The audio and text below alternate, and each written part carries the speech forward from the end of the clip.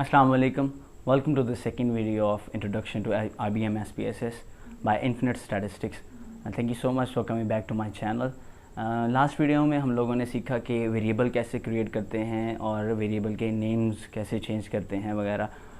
आज की इस वीडियो में हम लोग सीखेंगे डिस्क्रिप्टिव स्टैटिस्टिक्स के बारे में और कुछ विजुअलाइजेशन, डाटा विजुअलाइजेशन के बारे में। So without wasting any time let me take you to the laptop screen quickly. हम आ गए हैं अपने SPSS के डेटा व्यू में। मैंने जो है वो सेम वेरिएबल्स रखे हैं जो हमारे पास लास्ट वीडियो में थे, तो हम लोग इन्हीं के साथ आगे चलेंगे। यहाँ पे हम लोग जो है वो डेटा ऐड करेंगे। आप लोग अपनी स्क्रीन जो है वो पॉज करके एक दफ़ा जो है डेटा एग्जैक्टली कॉपी कर लें ताकि हम लोगों के रिजल्ट जो हैं वो सेम रहें, तो आप लोगों को अंडरस्टैंडिंग में और ज़्यादा हेल्प मिलेगी। अच्छा, हमारे पास सेम वेरिएबल हैं और एक्चुअली डेटा को अंडरस्टैंड करना बहुत ज़रूरी है कि डेटा क्या रिप्रेजेंट कर रहा है। यहाँ पे फर्स्ट कॉलम में हमारे पास है रैंडम आइडेंटिफिकेशन नंबर, जो कि हम लोगों ने नेम्स को रिप्रेजेंट करते हुए रखा था, और दूसरे कॉलम में है हमारे पास वेरिएबल है जेंडर, जिसको हम लोगों ने वैल्यूज़ असाइन की हुई हैं, वो मैं आपको दिखाता हूँ कैसे। तीसरे वेरिएबल में हमारे पास हाइट है, हाइट हम लोगों ने इंचेस में कैलकुलेट की हुई है, और फोर्थ है हमारे पास वेट हम लोगों ने केजी में जो है कैलकुलेट किया हुआ है, क्योंकि हमारे पास जो स्टैंडर्ड यूनिट है वो हमारा केजी है, तो केजी में कैलकुलेट किया हुआ है। मैं आपको बताऊंगा कि अगर हम लोगों ने ऑलरेडी डेटा एंटर कर लिया है तो हम लोग अब अगर वेरिएबल का नाम चेंज करना चाहते हैं तो कैसे कर सकते हैं। ऐसे करें, डेटा व्यू में वेरिएबल नेम के ऊपर डबल क्लिक करें तो ये आपको डायरेक्टली ले जाएगा वेरिएबल व्यू में। यहाँ पे आप नेम पे सिंगल क्लिक करें तो ये आपको एंटर करने देगा। यहाँ पे आप जो है अपना वेरिएबल नेम ऐड कर सकते हैं, टाइप कर सकते हैं। मैंने आईडी टाइप कर दिया है, जो कि डेटा व्यू में भी इफ़ेक्ट कर चुका है। अब आप वेरिएबल व्यू में देखेंगे कि मैंने मेजर्स जो हैं वो ऑलरेडी सेट कर दिए हैं, जो कि हम लोगों ने लास्ट टाइम ही सेट किए हुए थे। तो हम लोगों ने आईडी और जेंडर को नॉमिनल रखा है, और हाइट एंड वेट को ऑर्डिनल। हाइट एंड वेट को हम लोगों ने स्केल रखना है। एक्चुअली मैं इसको स्केल कर देता हूँ, तो ये हम लोगों ने स्केल कर दिया है। मैं आपको बताता हूँ कि कैसे सेट किया है। जो हमारे पास नॉमिनल स्केल या नॉमिनल डाटा होता है वो हमारे पास एक्चुअली नेम्स होते हैं जो विदाउट ऑर्डर होते हैं।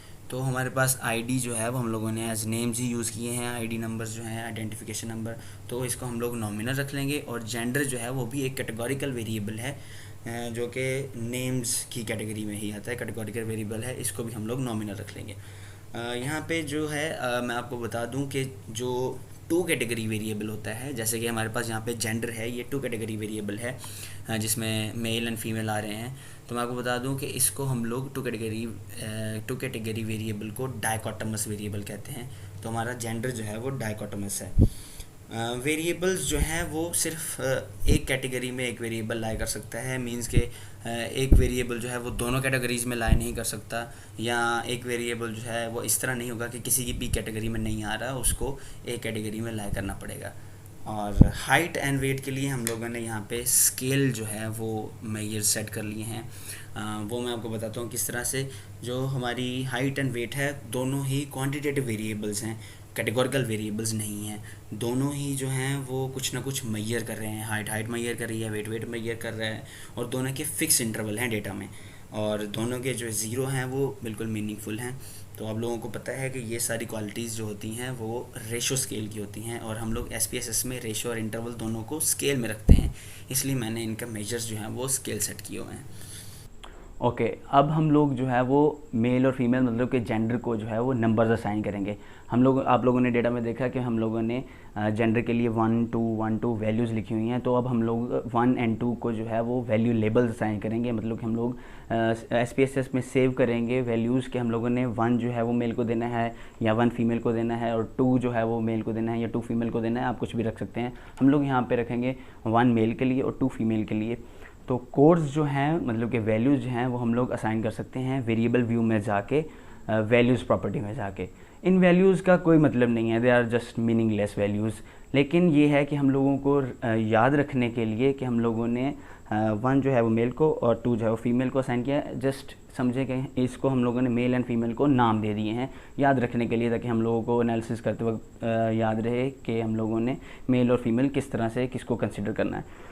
अब हम अपने जो कैटेगोरिकल वेरिएबल है हमारे पास जेंडर जो है, इसको हम लोग वैल्यूज़ असाइन करेंगे। मैंने आपको पिछली वीडियो में भी बताया था कि कैसे असाइन करते हैं, फिर बता देता हूँ। वैल्यूज़ की प्रॉपर्टी में जाके ट्रिपल डॉट पे सिंगल क्लिक करेंगे तो हमारे पास एक विंडो पॉपअप होगी, वहाँ पे हम लोग वैल्यूज़ दे देंगे। हम लोग यहाँ पे 1 को लेबल दे रहे हैं एज मेल, इसको ऐड कर देंगे, और 2 को हम लोग लेबल दे रहे हैं एज फीमेल, इसको हम लोग ऐड कर देंगे। अब आप जाएंगे अपने डेटा व्यू में तो आप देखेंगे कि यहाँ पे जेंडर्स जो हैं हमारे पास अभी उसमें हैं मेल एंड फीमेल टाइप किए हुए हैं। लेकिन अगर आप देखना चाहते हैं कि आप लोगों ने जो इनको वैल्यूज़ असाइन की हैं वो क्या हैं, तो आपको ये जो टॉप पे और मिड में बटन नज़र आ रहा है, इसको बोलते हैं वैल्यू लेबल्स। इस पर आप सिंगल क्लिक करेंगे तो आपको ये नज़र आ जाएंगी वैल्यूज़ जो आप लोगों ने लेबल्स को असाइन की हुई हैं। इसको आप ऐसे रहने देना चाहते तो ऐसे रहने दें, अगर आप इसको दोबारा से लेबल्स में लेके जाना चाहते हैं तो लेबल्स में लेके जा सकते हैं। अब आप अगर देखना चाहते हैं कि आपके जो वेट और हाइट की रेंज क्या है, तो आप इसका एक बहुत सिंपल सा वे है। आप वेट पे जाएं या हाइट पे जाएं, यहाँ पे अगर आप मैक यूज़ कर रहे हैं तो कंट्रोल क्लिक करें, और अगर आप पीसी यूज़ कर रहे हैं तो राइट क्लिक करेंगे तो आपके पास ऑप्शंस शो होंगे। यहाँ पे आप इसको असेंडिंग में सेट कर देंगे तो आपके पास ये आउटपुट विंडो, आप इसको इग्नोर कर सकते हैं और चाहे तो ना सेव करें, या आपको रिजल्ट्स पे इफेक्ट नहीं पड़ेगा, आपके वो असेंडिंग ऑर्डर में सेट हो गए हैं। तो आप देख रहे हैं कि आपके पास असेंडिंग ऑर्डर में सारा डेटा सेट हो गया है। वेट आप देख रहे हैं कि सबसे कम जो पार्टिसिपेंट का वेट है वो 45 केजीज है, और जो सबसे ज़्यादा वेट है वो 78 केजीज है। इसी तरह हाइट के लिए आप देख लें कि the largest height is 66 inches and the smallest height is 63 inches. ठीक है, हम लोग इसको वापस जो है उसी तरह से सेंड कर देते हैं। चलें, अब हम लोग देख रहे हैं कि हमारे पास ये जेंडर के लिए जो 2 स्पेसेस हैं वो खाली हैं, मिसिंग वैल्यूज़ है। फ़र्ज़ करें कि जी हमें पता चलता है हम लोगों ने मिस कर दिया, हमें पता चलता है कि ये तो हमारे पास फीमेल्स थी, तो हम लोग इनको एज़ फीमेल्स ऐड करना चाहते हैं। तो हम लोग अगर हमारे पास नंबर्स जो हैं वो शो हो रहे हैं तो हम लोग इसको एज़ 2 टाइप कर सकते हैं। और अगर हमारे पास फ़र्ज़ करें कि शो हो रहे हैं फीमेल्स और मेल शो हो रहे हैं तो हम लोग इसको यहाँ से डबल क्लिक करके यहाँ पे आपके पास ऑप्शन शो हो गए, यहाँ पे मेल और फीमेल जो है वो आप सिलेक्ट कर सकते हैं। तो मैंने फ़ीमेल जो है इनको सिलेक्ट कर दिया है क्योंकि हमारे पास ये फ़ीमेल्स हैं। अब हम लोगों ने नंबर्स ऐड कर लिए हैं, मीन के डेटा व्यू में हम लोगों ने न्यूमेरिक्स जो है वो न्यूमेरिकल डाटा ऐड कर लिया है। तो अब हम लोगों का डेटा जो है एनालिसिस के लिए एकदम तैयार है। तो हम लोग सिंपल एनालिसिस से स्टार्ट करते हैं। जैसे अगर आप लोग देखना चाहते हैं कि कितने मेल हैं और कितने फीमेल हैं जो पार्टिसिपेंट्स हैं जिनका हम लोगों ने डाटा जो गैदर किया है, तो हम लोग डेटा फ्रीक्वेंसीज जो है वो एनालाइज कर सकते हैं। तो डेटा फ्रीक्वेंसी एनालाइज करना बहुत ईजी है, मैं अभी आपको दिखाता हूँ कैसे। आप लोग ने अगर SPSS में कोई भी जो है एनालिसिस परफॉर्म करना है तो आपको सबसे पहले ये एनालाइज में जाना पड़ेगा। आप देख रहे हैं कि यहाँ आपके पास एक ड्रॉप डाउन मेन्यू खुल गया है जिसमें मेन्यूज़ हैं, इनके फिर सब मेन्यूज़ हैं, बहुत सारे ऑप्शंस हैं आपके पास, और फिर सब मेन्यूज़ के फर्दर सब मेन्यूज़ हैं जहाँ जैसे देख रहे हैं आप देख सकते हैं।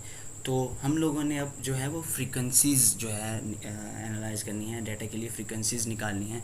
तो हम लोग एनालाइज में जाएंगे, डिस्क्रिप्टिव स्टैटिस्टिक्स में जाएंगे और फ्रीक्वेंसीज़ को क्लिक करेंगे। हमारे पास एक विंडो ओपन हो गई है। तो हम अब यहाँ पे जो है अपने वेरिएबल्स की फ्रीक्वेंसीज़ चेक करना चाहते हैं। तो हमारे पास जो डेटा में वेरिएबल मौजूद हैं वो होंगे लेफ़्ट साइड पे, और जो हम लोग एनालिसिस के लिए वेरिएबल चूज़ करना चाहते हैं उनको हम लोग करेंगे राइट साइड पे। इसके 2 तरीके हैं, आप लोग इस पर सिंपली डबल क्लिक कर सकते हैं, that will go to the right side, और you can hold it and drag to the right side. ये दोनों तरीक़ों से इस तरह से हो जाएगा। इसी तरह से आप वेट को भी ले जाएं। ठीक है, अब आप ओके क्लिक करें तो हम लोगों के पास जो है वो आउटपुट विंडो निकल आएगी। आउटपुट विंडो में आप देख सकते हैं हमारे पास बहुत सारी जो हैं आउटपुट्स निकल आई हैं। अब आपके पास सबसे पहले है स्टैटिस्टिक्स बॉक्स। इसको मैं आपके लिए डिस्क्राइब करता हूँ कि हम लोगों को वो एक्चुअली फ्रीक्वेंसी शो करवा रहा है। तो हम लोगों के पास जेंडर जो है वो टोटल जेंडर के पार्टिसिपेंट्स हैं 12, वो हमें 12 शो करवा रहा है। हाइट के टोटल पार्टिसिपेंट्स जो हैं वो 12 हैं, लेकिन हम लोगों के पास हाइट और वेट के लिए 2 वैल्यूज़ जो हैं वो मिसिंग है, इसलिए यहाँ पे वो 2 तरह के जो है वो वैल्यू शो करवा रहा है। एक वैलिड शो करवा रहा है जो हाइट के लिए हमारे पास अवेलेबल वैल्यूज़ हैं उनका डेटा है, और एक हमारे पास वो शो करवा रहा है मिसिंग, जो हम लोगों के पास हाइट और वेट के लिए मिसिंग डेटा है। जेंडर में हम लोग देख रहे हैं कि हमारे पास जो फ्रीक्वेंसीज़ हैं वो मेल और फीमेल के लिए हैं, और मेल और फीमेल हमारे पास टोटल पार्टिसिपेंट्स जो थे 12 थे, इसमें कोई मिसिंग वैल्यू नहीं थी, इसलिए आपको ये मिसिंग वैल्यू शो नहीं करवा रहा। फ्रीक्वेंसीज़ को आप देखें कि टोटल फ्रीक्वेंसीज़ हमारे पास मतलब कि टोटल पार्टिसिपेंट्स थे 12, जिनमें से हमारे पास 5 मेल हैं 7 फीमेल हैं, और इनकी परसेंट जो है मतलब कि 12 में से 5 और 7 की परसेंटेज भी आपको शो हो रही है। परसेंट और वैलिड परसेंट जो है वो दोनों की सेम है, क्योंकि इसमें कोई मिसिंग वैल्यू नहीं है, और इनकी क्यूमुलेटिव परसेंट भी है जो सेम रहेगी दोनों की। अब है हम लोगों के पास हाइट का टेबल, हाइट का फ्रीक्वेंसी टेबल। हाइट का फ्रीक्वेंसी टेबल में आप लोग देखें कि हमारे पास जो टोटल फ्रीक्वेंसीज़ हैं पार्टिसिपेंट्स की वो 12 हैं, इनमें से 2 जो है मिसिंग या सिस्टम मिसिंग है वो 2 हैं, तो हमारे पास फ्रीक्वेंसी जो बचेंगी 10 हैं। और परसेंट के लिए आप लोग देख रहे हैं कि हमारे पास जो है वो फ्रीक्वेंसीज़ 83 हैं, और वैलिड परसेंट के लिए फ्रीक्वेंसीज़ जो है 100 हैं। इसमें फिर से परसेंट और वैलिड परसेंट का जो चेंज है वो इसलिए है कि परसेंट जो है उस डेटा के लिए है जिसमें मिसिंग वैल्यूज़ हैं वो उसने ऐड की हुई हैं, मिसिंग वैल्यूज़ कंक्लूड की हुई हैं, लेकिन वैलिड परसेंट जो है वो सिर्फ उन वैल्यूज़ के लिए है जो उन वेरिएबल्स के लिए है जिनका डेटा जो है हमारे पास अवेलेबल है। तो मैं आपको रिकमेंड करूँगा कि अगर तो हम लोगों को कोई ज़रूरत नहीं है परसेंट को डिस्क्राइब करने के लिए, तो हम लोगों को चाहिए कि हमेशा वैलिड परसेंट के लिए रिपोर्ट तैयार करें, वैलिड परसेंट को लेके चलें। इसी तरह से हम लोगों के पास जो है वो वेट के लिए भी फ्रीक्वेंसी टेबल है, वो आप देख सकते हैं कि हम लोगों के पास टोटल फ्रीक्वेंसीज़ 12 हैं, परसेंट जो है वो वैलिड के लिए अलग है और परसेंट अलग है, जिसमें मिसिंग और नॉन मिसिंग वैल्यूज़ का चेंज आ जाता है। So it was a very good analysis and was easy to perform, wasn't it? लेकिन हम लोग और भी बेहतर कर सकते हैं, जैसे कि आप लोग अपने डाटा की विजुअल प्रेजेंटेशन चाहते हैं, मींस अपने डाटा की पिक्चर्स चाहते हैं, तो हम लोग वो भी कर सकते हैं, लेकिन उसके लिए हम लोगों को एक और एनालिसिस परफॉर्म करना पड़ेगा। तो आइए हम लोग वो एनालिसिस परफॉर्म करते हैं। लेकिन इस दफ़ा आपको एनालिसिस परफॉर्म करने के लिए डेटा व्यू में जाने की ज़रूरत नहीं है, आपके पास आउटपुट विंडो जो है वहीं से आप जो है वो एनालिसिस परफॉर्म कर सकते हैं। टॉप पे एनालाइज पे जाएँ और फर्दर मैं आपको दिखाता हूँ कैसे। आप एनालाइज में जाएं, फिर से जाएं डिस्क्रिप्टिव स्टैटिस्टिक्स में, और दोबारा से जाएं फ्रीक्वेंसीज़ में। तो हम लोगों के पास जो ऑलरेडी जो डेटा हम लोगों ने परफॉर्म एनालिसिस किया था वो हमारे पास पड़ा हुआ है, तो हम लोग इसको ऐसे ही रहने देंगे। हम लोग फर्दर जो है अपना चार्ट्स पे रिप्रेजेंटेशन चाहते हैं, विजुअलाइजेशन चाहते हैं, या ऐसे कह लें कि हम लोग अपने डेटा की पिक्चर्स चाहते हैं, तो हम लोग चार्ट्स में जाएंगे। चार्ट्स में जाके आप लोग बार चार्ट को सिलेक्ट करें, और बार चार्ट को हम लोग परसेंटेज पे कर देते हैं, तो वो आपको ज़्यादा अच्छे से उसका जो है विजुअलाइजेशन आएगी। कंटिन्यू करें, और जो है चार्ट वैल्यूज़ को डिस्प्ले फ्रीक्वेंसी टेबल को इसको भी ऑफ़ कर दें आप। ठीक है, अब ओके पे क्लिक करें, तो दोबारा से आप लोगों के पास आउटपुट विंडो जो है वो ओपन हो गई है। अब आप देख रहे हैं बार चार्ट्स। पहले तो आपके पास वही फ्रीक्वेंसी के लिए स्टैटिस्टिक्स की डिस्क्रिप्शन है, फिर हमारे पास आ जाता है बार चार्ट। बार चार्ट जो आप जेंडर के लिए देख रहे हैं बहुत ही ज़्यादा डिस्क्रिप्टिव है, आप देख रहे हैं, आपको बिल्कुल इसकी समझ आ रही है, और आपको डेटा विजुअलाइजेशन जो है वो अच्छी परफॉर्म कर रहा है बार चार्ट। मेल के लिए आपको मेल और फीमेल के लिए दोनों अलग से नज़र आ रहे हैं, आपको इनके परसेंटेजेस जो हैं वो आप यहाँ से एस्टिमेट कर सकते हैं। तो ये बार चार्ट जो है वो जेंडर जैसे नॉमिनल वेरिएबल के लिए बहुत अच्छी विजुअलाइजेशन है। अब हम चलते हैं हाइट की तरफ। हाइट पे हम लोग जब जा रहे हैं तो आप लोग देख सकते हैं कि बार चार्ट्स जो हैं कभी बार्स बहुत ऊपर जा रहे हैं, बहुत most of the bars are equal to each other. तो हम लोगों को ये जो विजुअलाइजेशन है को बहुत अच्छी नहीं लग रही। You want to perform a better analysis, और आप जो है वो इसके लिए अच्छी विजुअलाइजेशन जो है वो चूज़ करना चाहते हैं, तो हम लोग एक और एनालिसिस परफॉर्म कर सकते हैं। तो उसके लिए हम लोगों को डेटा व्यू में जाने की ज़रूरत नहीं है, हम लोग यहीं से आउटपुट विंडो से ही एनालिसिस परफॉर्म कर सकते हैं। एनालाइज में जाएं, डिस्क्रिप्टिव स्टैटिस्टिक्स में जाएं, फ्रीक्वेंसीज़ में जाएं, और अब चार्ट्स में जाके उसके बार चार्ट की जगह हम लोग सिलेक्ट करेंगे हिस्टोग्राम, और साथ हम लोग सिलेक्ट कर लेंगे show normal curve on histogram. Continue करें, और हम लोग चाहते हैं कि कुछ और स्टैटिस्टिक्स हम लोगों को मिले जो ज़्यादा डिस्क्रिप्टिव हो, तो हम लोग स्टैटिस्टिक्स में जाएंगे। यहाँ पे हम लोग mean, median, standard deviation, variance जो है इनको सिलेक्ट कर सकते हैं, ऑलरेडी सिलेक्टेड हैं तो आपको ये भी मिल जाएंगे। इसको कंटिन्यू करें और आप ओके क्लिक करें तो हम लोगों के पास पहले तो सबसे पहले ये फ्रीक्वेंसीज आ गई हैं, इसको मैं बाद में एक्सप्लेन करता हूँ। अब आप हिस्टोग्राम देखें जेंडर के लिए। जेंडर के लिए histogram is looking a little strange because we don't even know कि कौन से जो हैं वो मेल हैं, कौन से फीमेल हैं, हम यहाँ पे शो नहीं हो रहा ना। हम लोग यहाँ पे अब फ्रीक्वेंसीज़ में परसेंटेज दे सकते हैं कि जेंडर की परसेंटेजेस क्या आई हैं। लेकिन अगर हम लोग हाइट पे जाएं तो हाइट पे हम लोग एग्जैक्टली देख सकते हैं कि फ्रीक्वेंसीज जो हैं बहुत वेल मेंटेन्ड हैं, और जो हमारे पास नॉर्मल कर्व है वो भी जो है एग्जैक्टली बार चार्ट के साथ जो है वो मैच कर रही है। तो हम लोगों को हाइट के लिए जो है हिस्टोग्राम पे बहुत अच्छा विजुअल मिल चुका है। तो ये जो है हाइट के लिए histogram is better than the bar chart with the normal curve. अब हम लोग चलते हैं फ्रीक्वेंसीज़ की तरफ, जो हम लोगों ने स्टैटिस्टिक्स और जो हैं वो डिस्क्राइब की हैं उसके बारे में थोड़ा सा जानते हैं। एंड स्टैटिस्टिक्स में हम लोग देख रहे हैं कि जेंडर के लिए हमारे पास डेटा है, हाइट के लिए है, वेट के लिए है। जेंडर के लिए हमारे पास जो फ्रीक्वेंसीज़ हैं और हाइट एंड वेट के लिए वो मैं ऑलरेडी डिस्क्राइब कर चुका हूँ। यहाँ पे हम लोग देख सकते हैं हमारे पास मीन अवेलेबल है जेंडर का, हाइट का मीन अवेलेबल है, वेट का मीन अवेलेबल है, मीडियन दोनों के अवेलेबल हैं। और आप देख रहे हैं कि स्टैंडर्ड डेविएशंस भी तीनों के लिए अवेलेबल हैं। मिनिमम और मैक्सिमम आपको ये बता रहे हैं कि हाइट में जो मिनिमम हाइट है वो 60 इंचज़ है और मैक्सिमम हाइट जो है वो 70 इंचज़ है। इसी तरह मैक्सिमम वेट जो है वो 78 केजीज़ है और मिनिमम वेट जो है वो 45 केजीज़ है। अब आप लोगों को मैं ये बताता चलूँ जो चीज़ें बहुत ज़्यादा ज़रूरी हैं नोटिस करने के लिए या सीखने के लिए। सबसे पहले तो इंटरप्रिटेशन, आपको जो है अपने डेटा की इंटरप्रिटेशन बहुत अच्छे से, अपने आउटपुट्स की इंटरप्रिटेशन बहुत अच्छे से करनी आनी चाहिए। उसके लिए आपको थोड़ी सी नॉलेज होनी चाहिए, थोड़ी एजुकेशन होनी चाहिए, तो आप लोग इंटरप्रिटेशन अच्छी कर पाएंगे। लेकिन अगर आपके पास नॉलेज नहीं है इंटरप्रिटेशन का तो आप लोगों का एनालिसिस परफॉर्म किया हुआ बिल्कुल बेकार है। इसके साथ साथ आप लोगों ने अभी भी नोटिस किया होगा कि हम लोगों को ये चीज़ बहुत ज़रूरी पता होनी चाहिए कि किस तरह के डेटा के लिए कौन सा ग्राफ जो है सूटेबल रहेगा और किस तरह के डेटा के लिए कौन सी डिस्क्रिप्टिव स्टैटिस्टिक्स जो हैं वो सूटेबल करेगी। जैसे हमने अभी देखा कि अगर हम लोगों के पास नॉमिनल वेरिएबल है, जैसे कि जेंडर था हमारे पास, तो उसके लिए रिप्रेजेंटेशन जो है वो फ्रीक्वेंसीज़ और बार चार्ट में बेस्ट रहेंगी। और अगर हम लोगों के पास स्केल वेरिएबल है, जैसे कि हमारे पास हाइट थी और वेट थे, तो उसके लिए हमारे पास हिस्टोग्राम जो है वो विजुअल रिप्रेजेंटेशन बहुत अच्छी है। और इसके साथ descriptive statistics like mean, standard deviation, minimum, maximum जो है ये बहुत सूटेबल है।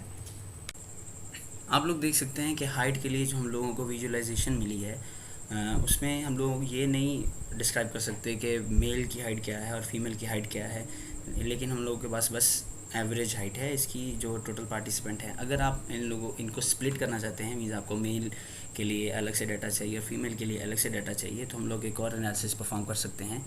जस्ट एनालाइज में जाएं, इस दफ़ा मीन्स में जाएं और मीन्स पे क्लिक करें। यहाँ पे हम लोगों को मैंने ऑलरेडी क्लिक किए हुए थे, इनको मैं वापस कर देता हूँ। हम लोगों को यहाँ पे दो ऑप्शंस अवेलेबल हैं, डिपेंडेंट वेरिएबल लिस्ट है और एक इंडिपेंडेंट वेरिएबल लिस्ट है। इंडिपेंडेंट वेरिएबल लिस्ट जो है वो लेयर वेरिएबल्स होते हैं जो कि कैटेगोरिकल वेरिएबल होते हैं।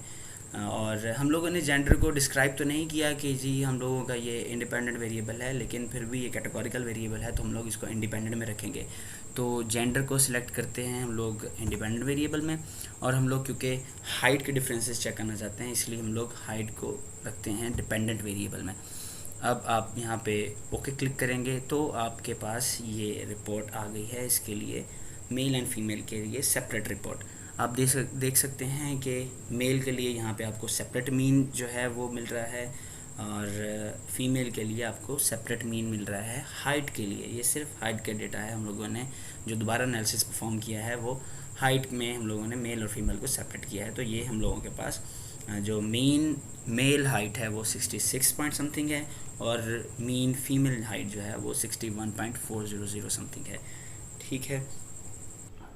जैसा कि आप लोगों ने देखा, overall frequencies, descriptive statistics, charts and graphs वगैरह जो है वो डेटा की अच्छी रिप्रेजेंटेशन है। खा वो विजुअल रिप्रेजेंटेशन जैसे कि चार्ट्स या ग्राफ्स हो या फिर डिस्क्रिप्टिव स्टैटिस्टिक्स हो, वो आपके डेटा को अच्छे से प्रेजेंट कर देते हैं, अच्छे से रिप्रेजेंट कर देते हैं, आपको डेटा की नेचर के बारे में पता चल जाता है।